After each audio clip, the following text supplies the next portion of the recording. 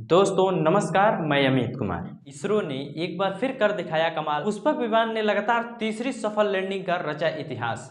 क्या अंतरिक्ष में भारत करेगा अमेरिका और चीन का पत्ता साफ? इसरो ने अपनी RLV यानी रीयूजेबल लॉन्च व्हीकल पुष्पक की सफल लैंडिंग करवाकर इतिहास में अपना नाम दर्ज करा दिया है। आज से कुछ साल पहले इसरो के वैज्ञानिकों ने यह दिखा दिया कि अमेरिका के स्पेस एजेंसी से लेकर चीन के स्पेस एजेंसी तक सभी रीयूजेबल रॉकेट बूस्टर्स बनाने की कोशिश में लगे हुए हैं। इसलिए इस टेक्नोलॉजी पर पैसा बर्बाद न करते हुए हम एक ऐसा लॉन्च व्हीकल बना देते हैं जो अंतरिक्ष में जाएगा, पृथ्वी के ऑर्बिट में सैटेलाइट को छोड़ेगा और एक हवाई जहाज की तरह पृथ्वी पर फिर से लैंडिंग करेगा। इस महत्वाकांक्षी प्रोजेक्ट की 2012 में इसरो ने जब शुरुआत की थी तब अमेरिका और चीन ने इसका काफी मजाक उड़ाया था, लेकिन पुष्पक ने सक्सेसफुल लैंडिंग लगाकर मजाक उड़ाने वालों का मुंह बंद कर दिया। तो इसरो ने कैसे किया पुष्पक का सफल परीक्षण और कैसे ये विमान स्पेस एक्सप्लोरेशन फील्ड में इसरो के भविष्य को बदल कर रख देगा, ये जानने के लिए वीडियो के आखिर तक बने रहिए और इसरो के इस ऐतिहासिक जीत के लिए इस वीडियो को लाइक जरूर कर दीजिए। 23 जून 2024 भारतीय स्पेस एजेंसी ने इसरो के RLV LEX-03 यानी तीसरे लॉन्चर की एक्सपेरिमेंट की तैयारियां शुरू की। इसरो की मदद के लिए चिनूक हेलीकॉप्टर लॉन्च साइट पर पहुंच चुका था। इसरो की टीम ने एयरफोर्स के इस बाहुबली चॉपर में पुष्पक RLV को लोड किया और फिर चिनूक ऊंची उड़ान भरते हुए उसे 14,000 फीट यानी 4.2 किलोमीटर ऊंचाई तक ले गया और फिर उसे नीचे की तरफ छोड़ दिया। आपको बता दें कि पुष्पक ऑटोनोमस लैंडिंग टेक्नोलॉजी पर काम करता है और इस लॉन्च व्हीकल में किसी पायलट के बैठने की जगह नहीं है, बल्कि ये खुद अपनी लैंडिंग साइट आइडेंटिफाई करता है और वहां पे लैंडिंग कर जाता है। इस मिशन के पहले इसरो ने पुष्पक की 2 बार टेस्टिंग कर ली थी और ये फाइनल टेस्ट था, जिसमें पास होते ही लॉन्च व्हीकल इसरो के लिए कामयाबी का नए दरवाजा खोलने वाला था। इसलिए अमेरिका और चीन का जो नजर थी वो इस पर टिकी हुई थी।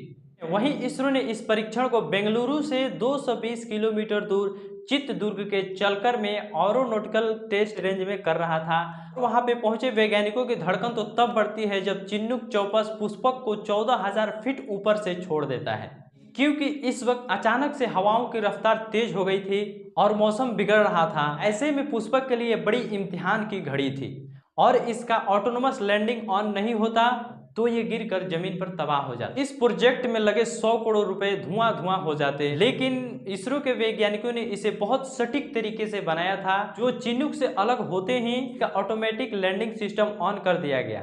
पुष्पक अपने लैंडिंग रनवे की तरफ बढ़ने लगा। धुएं की तरह घने बादल को छोड़ते हुए पुष्पक अपने रनवे की तरफ बढ़ रहा था।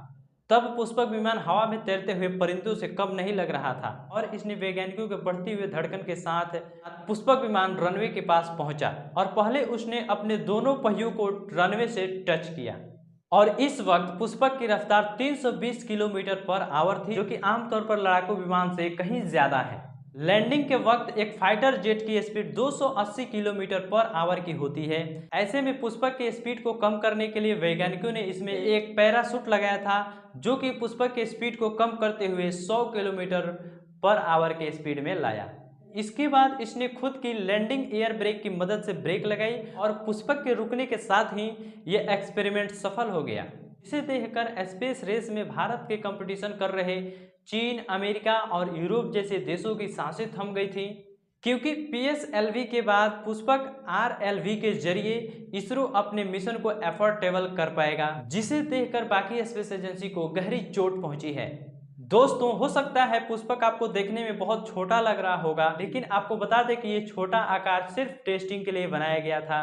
आगे चलकर इस स्पेस शटल का आकार बड़ा हो जाएगा, सैटेलाइट के अलावा एस्ट्रोनॉट को भी अंतरिक्ष में ले जाएगा और इतना ही नहीं, पृथ्वी के ऑर्बिट में घूम रहे खराब सैटेलाइट को रिपेयर किया जा सकेगा। अंतरिक्ष में सैटेलाइट लॉन्च करने में अब नई क्रांति आ रही है और जब बार बार एक ही रॉकेट लॉन्च किया जाएगा तो हर मिशन में तबाह हो रहे महंगे रॉकेट का खर्चा बच जाएगा और स्पेस मिशन और किफायती हो जाएगा।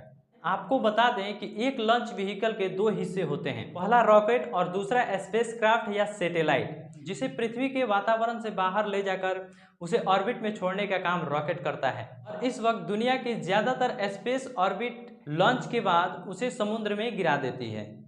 लेकिन रीयूजेबल टेक्नोलॉजी के वजह से उसे फिर से लैंडिंग करवाया जा सकता है और उसकी थोड़ी मोड़ी मरम्मत करके उसका फिर से इस्तेमाल किया जा सकता है।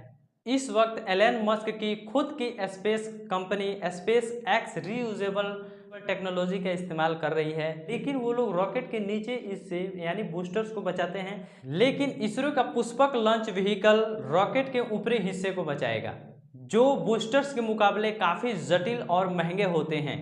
वही पुष्पक का ऑटोनोमस लैंडिंग सीक्वेंस उसे सीधा रनवे पर ही लैंडिंग करवाएगा, जिससे उसे दूर समुद्र में जाकर रेस्क्यू करने की ज़रूरत नहीं पड़ेगी। अब इसरो पुष्पक पर REX यानी रिटर्न टू फ्लाइट एक्सपेरिमेंट और स्कैमजेट प्रपल्सन एक्सपेरिमेंट करेगा।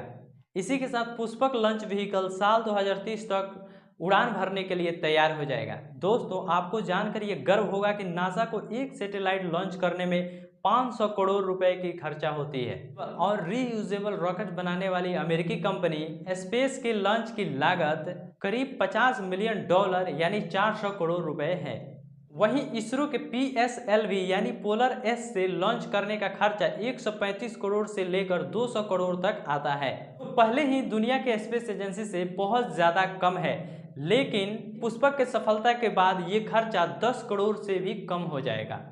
इसे देखते हुए सिंगापुर और जापान जैसे दर्जनों देश अपने सैटेलाइट लॉन्च के लिए 5 साल पहले से ही बुकिंग करवाने के लिए तैयार हैं। इसके बावजूद मार्स कोलोनाइजेशन मिशन ने जहां स्पेस एक्स का अंदाजा बजट लगभग $100 बिलियन है, वहीं इसरो अपनी टेक्नोलॉजी के मदद से उसे 5 गुना कम खर्चा में करेगा। पुष्पक लॉन्च व्हीकल के अलावा इसरो ने अपने कई महत्वाकांक्षी प्रोजेक्ट पर काम शुरू किया है, जैसे गगनयान, चंद्रयान 4, मंगलयान 2 और निसार यानी नासा इसरो सैटेलाइट। इन सभी यान के बारे में अगर कम से कम शब्दों में जाने तो गगनयान मिशन में इसरो ने एक ऐसा स्पेस क्राफ्ट तैयार किया है जो भारतीय एस्ट्रोनॉट को पहली बार पृथ्वी से 400 किलोमीटर दूर यानी अंतरिक्ष में ले जाएगा और 3 दिनों तक वहां घूमता रहेगा और वहां पर कई सारे एक्सपेरिमेंट भी किए जाएंगे। इसके बाद गगनयान का लैंडर उसे सही सलामत पृथ्वी पर लाएगा। ये मिशन अगले साल यानी 2025 में किया जाएगा। गगनयान के बाद चंद्रयान 4। चंद्रयान 3 के अपार सफलता के बाद इसरो चंद्रयान 4 पर काम कर रही है। यह एक सैंपल कलेक्शन मिशन है जो विक्रम लैंडर चांद पर लैंडिंग करेगा और अपने रोबोटिक आर्म से वहां की मिट्टी और पत्थरों का सैंपल कलेक्ट करेगा और पृथ्वी पर वापस आ जाएगा और इस मिशन को साल 2026 में लॉन्च किया जाएगा। मंगलयान 2 साल 2013 में लॉन्च किया गया। मंगलयान 1 इसरो का पहला इंटरप्लानेटरी मिशन था। इसमें एक ऑर्बिट को मंगल ग्रह के ऑर्बिट में सिर्फ 6 महीनों के लिए छोड़ा गया था, लेकिन इसरो के उन्नत टेक्नोलॉजी की वजह से यह मिशन 7 साल 6 महीना तक चला। अप्रैल 2022 में मंगलयान से लास्ट कनेक्शन के बाद इसरो मंगलयान 2 की लॉन्च के प्लानिंग में लगा हुआ है और इसे 2027 के लिए शेड्यूल किया गया है। निसार नासा इसरो निसार नामक ये सैटेलाइट पृथ्वी के लोअर ऑर्बिट में लॉन्च की जाएगी, जो पृथ्वी के इकोसिस्टम, वेजिटेशन, बायोमास, समुद्र के स्तर में बदलाव, तेजी से पिघल रही बर्फ की स्थिति, सुनामी और भूकंप जैसे आपदाओं के बारे में हमें सूचित करेगी। दोस्तों, आज के इस वीडियो में इतना ही। जय हिंद।